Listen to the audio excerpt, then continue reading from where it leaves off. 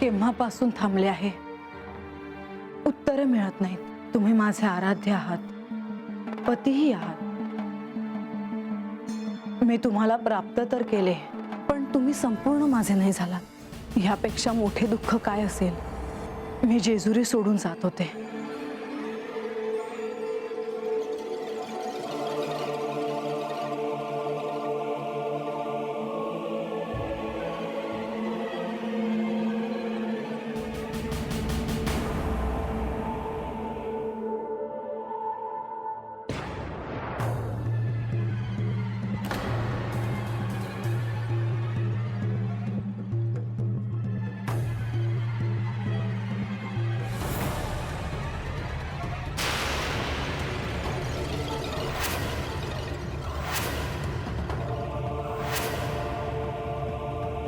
तुम्ही ओळखलंस?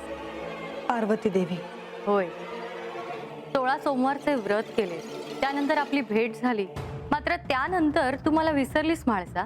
नाही, मी कशी विसरेन. पण त्यानंतर इथे इतकं काही घडलं की तुम्हाला तर ठाऊक असेलच. होय, तू जिंकलीस, बानूला पराभूत केलंस. सर्व काही तुझ्या इच्छेनुसार झालं. हो. पण मग आता तरी तू सुखी आहेस ना? काय झालं? गप्प का?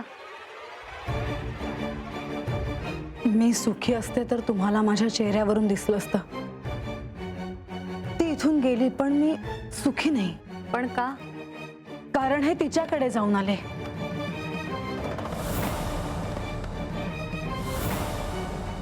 मला न सांगता. याचा अर्थ हाच होतो ना की यांचं माझ्यावर प्रेम नाही. पण तुला बानूविषयी काहीच प्रेम नाही. का असावं? मी तुला याआधीच सांगितले आहे म्हाळसा की तुझे आणि बानूचे गतजन्मीचे ऋणानुबंध आहे. असतील, पण मी तिला क्षमा करणं मला जमणार नाही. बर, पण मग काय करायचे ठरवले आहे? मी इथून जाणार होते पण थांबले. खरं तर थांबवलं. जर थांबणारच असशील तर सारं काही स्वीकारत का नाही? म्हणजे काय करू मी? बानूला पुन्हा बोलावून घे म्हाळसा. नाही, मी ते करणार नाही.